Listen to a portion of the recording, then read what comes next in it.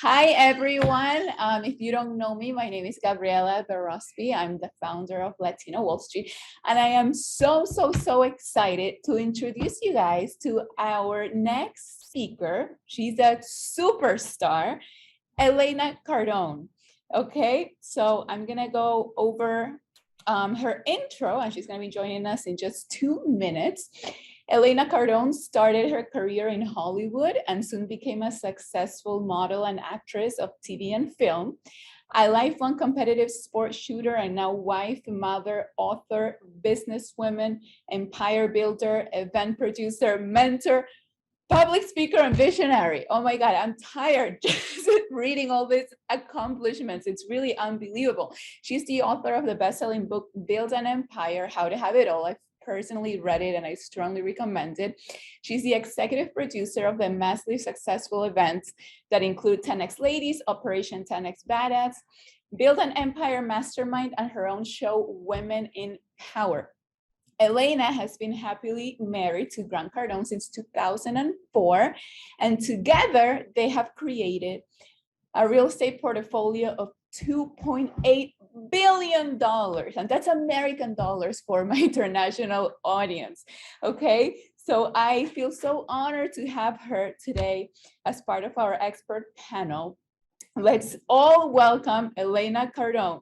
Elena, are you there? Hey! Did we do it? Did we do it? Did the host mute? Are we here? Are we good? We hear me? Yay! I'm not muted anymore. Now I'm never going to stop talking. Yay! Okay. You know that saying, we have a saying in America, be seen and not heard. And I hate that saying. I want to be seen and heard. So yay! Thanks for having me on the show and welcoming me, and what a great introduction. And I'm exhausted by all the things it sounds that I've done. So thanks for reminding me. That really felt good. Thanks for the validation. Oh, thank you, Elena, for joining us. We're so excited. So we're going to jump right in. Okay, I'm sorry about that little glitch. But as you know, Elena, I'm in the finance industry, but our audience has recently been so interested in the real estate industry, and they want to learn more about what you do. Oh. So walk us through, to get started, how you created your empire with your husband that is now worth $2.8 billion. Oh, that kills me. Every time you say 2.8, that's an old bio. It's like 3.7 billion. Oh my God, so that's insane. I'm sorry. It is. It's 3.7, and in the next 40 days, it goes up to 4.2 or something like that. So anyway, yes. Unbelievable. Yeah. So, so how did we get? Yes, most people can wrap their heads around those numbers. So what has set you guys apart? Because there's so many people in real estate to be at the top of the game. Right. First, I just want to tell you that I still can't wrap my head around those numbers. So for anyone out there that thinks, oh, I can't wrap my head around those numbers, even when you hit those numbers, your head's not going to get wrapped around those numbers. Because the fact of the matter is, let's just clarify those misunderstandings now. Because most people think, oh, when I hit $1 billion, something's going to change or whatever. But the reality is I don't see that money. It's digits in a bank account somewhere, right? I don't see it. I don't, it's hard for me. I grew up in New Orleans, a middle-class family. I still finding myself looking at price tags like, that's too expensive, or that's, I should probably hire a stylist. I'm just telling you this mentally, like things don't just change overnight because digits in a bank account change, So I should hire a stylist, and then I see the number and the fee, and then I'm like, I can do it myself, So it's hard to it's just an interesting thing that happens. It doesn't take that person out of you that grew up a certain way. It just, anyway, for whatever that's worth. Yeah. So what do you say? Let me tie this into that, since I went on that tangent. I want to tell you this. For over a decade, our target has been $1 billion, and we achieved that recently. We have 3.8 billion assets under management. That's different than actually being billionaires yourself. And we just hit that status recently. So I want everyone to know that who can't wrap their head around those numbers, that was a target of mine for over a decade. And so what I had to do to get there, that was your question, is I had to 10 years ago imagine what it would be like if I was a billionaire. We can get to why in a minute. It was just a target, right? To set a target so big that it would prevent me from fighting the small little wars with my husband. Because when you have a target so big, you tend to let insignificant stuff about being right or wrong in this tit for tat argument subside because the target's so big in life, right? But going back to what I did, I had to go 10 years ago and throughout this whole entire time, say, what would it be like if I was a billionaire? What does that mean to you? For me, that meant a mindset of a person who, well, I always thought if I was a billionaire, I would do whatever I wanted. I could walk into a room with confidence. I could pick up a phone call. And I felt like anyone would take my call because who wouldn't take a billionaire's phone call, right? And I felt like it gave me something. And then I had a cognition, like, right? These are digits in a bank account. Why do you give digits in a bank account the right for you to dictate who you're going to be? So I wasn't a billionaire 10 years ago. I wasn't even close. But why can't I walk into a room with confidence? And why can't I make a phone call? And who cares if someone hangs up on me? Why can't I make another phone call or have an uncomfortable conversation? All these things that I thought was going to be so easy and so great for a billionaire to do. I assumed like the hat, you know, like a policeman wears a hat. It signifies that he's a policeman, fireman, etc. Why can't I wear my billionaire hat before I'm a billionaire and be who I think that would be? Now, that does not mean go spend money like I'm a billionaire and act like I'm some big shot when I'm not. No, it does not. It means wear the beingness, wear the role, the hat of a billionaire. But now what do I have to do? Okay. So in 10 years ago, I had to look at who a billionaire, if I was a billionaire in 10 years, what would I have to know? I would have to know about money. I would have to know how to play the chess game of life. I would have to be a good partner. I'd have to get a team of people because no one builds an empire alone. I would have to educate myself. I would have to be confident, certain, so then 10 years ago and up to present time and now forward, right? But then you do. So the first action is you wear the role of the hat. Then you take the actions. I've taken 5 or 6 finance courses. I've studied Grant Cardone. I've studied other people. I'm self-educated. I train, I work out, I discipline myself to give myself confidence that I'm going to execute on what I say I'm going to do. I practice being uncomfortable, blah, blah, blah, blah, blah. So then you do all these actions and then you get to have and step into the life that you built however long ago that it took you to build it. In this case, for me, it was 10, 12 years. But now what Grant and I are trying to do is keep the curtains open, because I think most people would agree, people in our position who have achieved, like big targets, they tend to close the curtain. I understand why. We don't have to get into that here. It's a vulnerable place to be, and I get it. But Grant and I made a vow 10, 12 years ago that if we ever got to this place, we keep the curtains over for all the other little people. We're the little people, all the little people who came from wherever you came from. And in my case, the streets of New Orleans, and in Grant's case, the streets of Lake Charles, Louisiana. We're not supposed to be here, but we vowed to keep the curtains open to help fast track everyone else's way to success who has a little bit of courage and a little bit of guts and has the audacity to go for their goals and their dreams. And we want to show them, hey, you know what? We might not have the only way or the perfect way, but this is what we did. This is what were our successful actions. These were the actions that we avoided that saved us. These were the actions that we did that we didn't avoid that cost us time, energy, money, that we learned from. So learn from us. So that's why I'm here today, to expose it all and be as open and transparent and share the journey where we're at to current, and, you know, take everyone along with us, because we don't want to just be at the top by ourselves. I want to be there with us, you know, our people, you know, my people.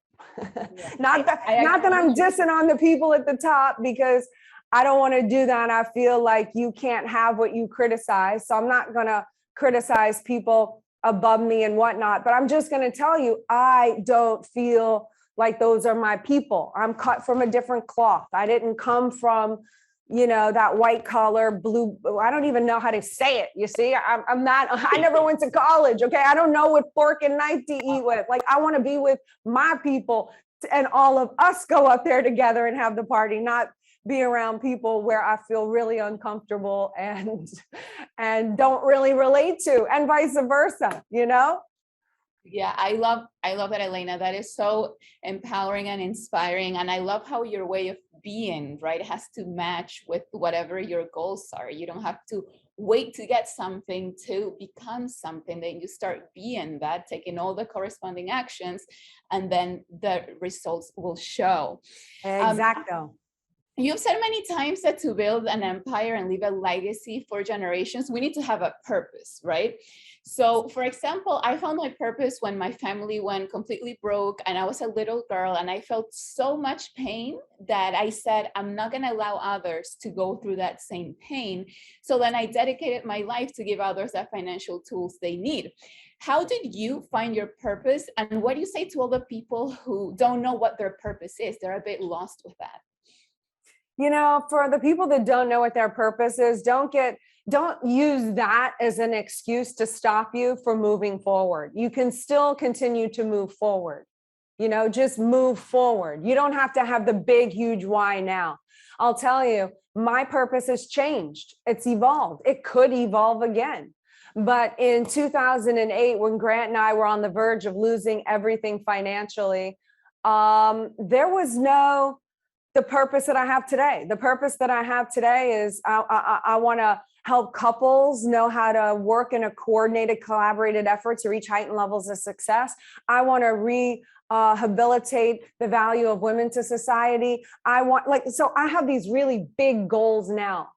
But in 2008, my goal, when we were about to lose everything, honestly, I'm going to be very honest, I didn't care about you or anybody else on this stream in 2008. Because I couldn't. My only purpose in 2008 was to survive and not lose it all. And that was it. Grant and I had to be greedy. You know, it's interesting that people want to say wealthy people are greedy. But when you really think about it, people who don't have much are the most greedy, because they can only take care of themselves. And there's nothing wrong with that. But everyone should just be real clear about and conscious about what they're actually saying if they actually believe wealthy people are greedy. Do you know what I'm saying? Because wealthy people can be greedy, poor people can be greedy, but you cannot help others when you are financially poor. Period. You know, so that's what I would say to people who don't know what their purpose is yet. Like what is the immediate thing? What is the immediate purpose? What are your needs right now? Is it to take care of yourself, your family, your community? Is it the world? Like, as you rehabilitate yourself and as you become more able, you know, which is actually the derivation of the word power, means to be able. So the more able you become and the more power that you possess, the more that you're able to help and grow and expand more and more and more. And then your purpose can change. That's so true. When you're in survival mode, you cannot think about others. You're thinking about just surviving yourself. So let's talk about family and business. Okay. So some people might not know, but I'm newly married. I'm expecting our first child, and I look up to couples like you and Grant. I've always said my definition of success is not just to have money and a successful business, but to be fulfilled in the different areas of your life, right? To have that balance. So my question is about balancing family and business. What are the strategies you and Grant use to thrive, not only in your business, but also in your relationship and with your family?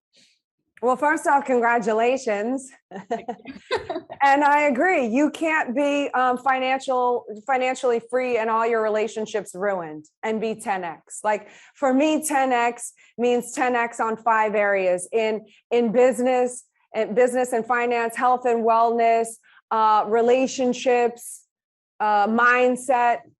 And is there another one, or did I just name like 6 or 7? So, and I agree. If one pillar is out, then you're not 10x. It's how do you do it all? And I hate to be asked the question balance because, well, I'm not very good at being balanced, but I'm good at this. I'm good at setting my priorities according to the purpose. So, you know, I want to have a very stable family. I'm trying to restore family values and relationships back to society. I feel like we've gotten to a point where, you know, it's the second it gets uncomfortable, it's like, you don't need that, let them go. And people are quitting a little too easily and not really understanding the power of a force. You know, 2 and 3 and 4 is always going to be stronger than 1, period. You know, and no one can do it alone. So as a family, I want to restore that. So that's a huge purpose for me. Now I have to make sure Grant's all in on that purpose. Of course he is, right? Now I have to make sure the children are all in on that purpose. So we're all working in a collaborated and coordinated effort with each other. So now we understand what the purpose is as a team, Team Cardone, the family unit. Now we understand that. Now we can break it down. So now it goes like this. Okay, so the kids, you want to help people reach financial freedom. That's what your father has a whole thing on. You want to help families and relationships stick together. That's what your mom's doing. You want to contribute. The way you can contribute is by allowing us to do this distraction free when we have to be gone. That's your contribution. When you're helping me be distraction free so I can help others, you are actually helping others. So these are conversations that we have. Now, once everybody knows the rules of the game and what we're going for as a family, then it's a little easier to differentiate when a child is coming to me because they're bored and want my attention, at what point I have to cleverly pass them off to the nanny, right?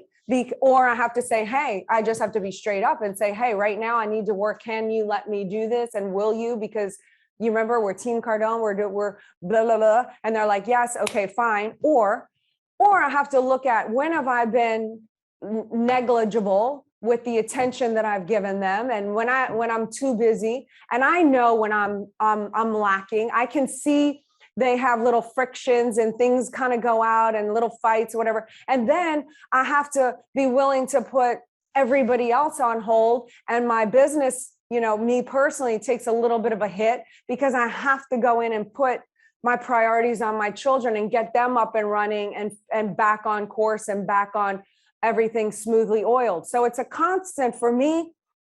It's a constant juggling act and it's never perfect, but it's a well-oiled machine at this point.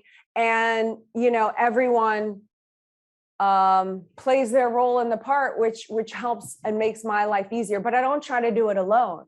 You know, I've gotten group agreement with the whole family on what we're supposed to be doing. And most people think they want to discredit the kids. Oh, they're too young. They won't understand. Or they think they're just kids. They can't help. My kids are encouraged to help. That's how they exchange with us. Most people will say, aren't you worried about spoiling your children? They this, they that. I don't believe you can spoil a child. I believe you can make a child be out exchange with you. So they earn pretty much everything except for Christmas and their birthday, right? But they earn their toys by exchanging. They do 10X Kids. They help around the house. They come with conferences. They make videos for us. They help me with my projects around the house. They're constantly like trying to exchange. But when an adult doesn't let a child exchange, right, for whatever reason, they think they're not competent or mature enough, then the child feels like failed help. okay, I wanted to be a team member, and the team member is basically invalidating me and saying you're not good enough and not letting me help. So then what happens? The parent gives the child something and keeps giving the child something. The child keeps trying to help, keeps trying to exchange, keeps trying to contribute. The parent's always like, stop, don't do that.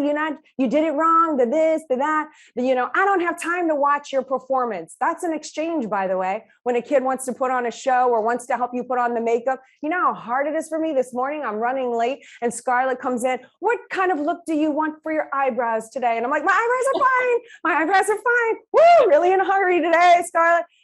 But me as a parent had to go, okay, you know what? I kind of want a little full eyebrow because that's the way she can exchange to me. So I have to let her exchange because otherwise she's going to feel in an imbalance. There's your word, those words out there in society that they love so much. And then she's going to start feeling resentful that she can't contribute. So that's how we raise our children. And that's why we're able to get as much done and as much accomplished as we do, because we work as a team.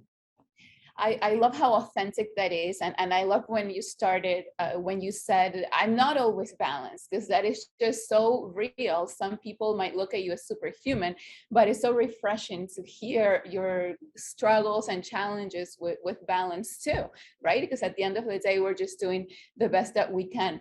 Elena, my last question for you is, everyone knows, right, hopefully, that COVID-19 has exploded the real estate market, right, in the United States. Some things it's a bubble, like we hear the same thing about the stock market, right? So those are the main concerns people have right now. They want to do what you do, but their main concerns are that it might be too late to get in the game, and also that to thrive in the global economy, some argue that real estate is not recession proof, that it's the old-fashioned way to make money. What would you respond to those concerns? Well, I became a licensed realtor 5.5, 6 months ago. I think it's the best time in the world. I believe on my team, we have the best vehicle. I chose eXp Realty because it has 2 additional models where you can receive money without actually having to sell a home yourself. So in between selling homes and commercial properties, you can and are rewarded in eXp for bringing people in under you that also are transacting, right, and closing deals. And every time they do that, you get a percentage of whatever their commission was. And you can get a piece of that for 7 people deep. So if I brought in you brought in somebody else brings in somebody else, you get it 7 people deep.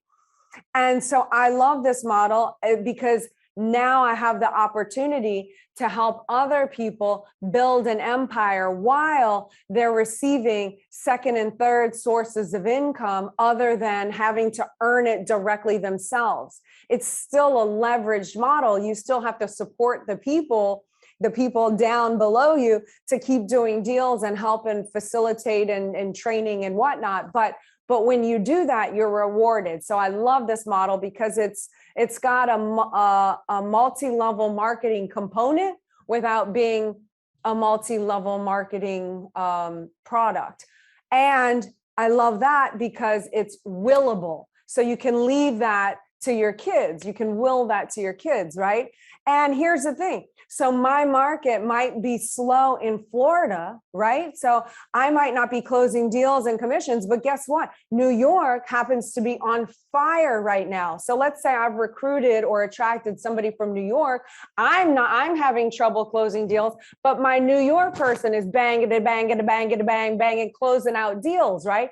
Not only just can I recruit in all 50 states in America, but we're open in 17 other countries. So I've launched teams, massive teams down in Mexico, which I'm so excited. I'm on day 422 of Duolingo. I'm gonna learn Spanish, darn it. I'm gonna learn. I remember the app. Remember you had this app where you were learning from the Spanish? Yes, that's the one. I'm on Duolingo. Oh, that's the one. I'm on my 423rd day today. Oh, But I love anyway, it. so the point is I don't think it's the wrong time, and you haven't missed, because you have a pool of 17 other countries: Mexico, Brazil, Colombia, India, Hong Kong, Germany, the UK. And you think, well, I don't know somebody there, but guess what? Somebody that you know knows somebody who's there. And so while they're doing their transactions, you're getting a piece and a second source of income from this leveraged model. And then not only that, but because my company EXP is a publicly traded company, shares on the NASDAQ. That's So incredible. now my organization, I get bonus for when they do their first transaction, or every year when I do my first transaction, EXP gives you these stock awards. There's all kinds of awards that you can receive. So my point is this is the first time, or I don't want to say the first time, but one of the only brokerages that I know where the agent can actually have equity ownership in the actual company. Because most brokerages, they own the company, and you're not bonused if you bring somebody in. You're like, haha, giving a pat on the back and a lunch maybe, but this truly is a model that rewards the agent. And that's why I'm here to be now not only the woman behind the man, which I think I did that role pretty darn good. Now I have the opportunity to be the woman behind the thousands, which is truly my spiritual legacy play. So this seems it's the future of real estate. And I love how you can be from any country, right? There's no obstacles if you're international, which a lot of our audience is international. So how can they find out more about this opportunity? They can go to they can go to join10xempire.com, join10xempire.com. So every Tuesday, I do a call in English at 1 p.m. Eastern Standard Time. But every Thursday, come right here real quick, my executive assistant, Danny from Colombia, delivers the opportunity call in español. I love it. So go to latinos10x.com, latinos10x.com to hear the opportunity call on Thursdays at 1. That's amazing. We have a huge Latino community, so I'm sure everyone wrote that down. I will be very interested. Everyone was so excited to have you, Elena. We really appreciate and value your time and all the lessons that you gave us today. We're gonna definitely take notes and apply them, at least for myself, and I hope everyone else too. Thank you. Thanks for having me on. Yay! I loved it. Thank you.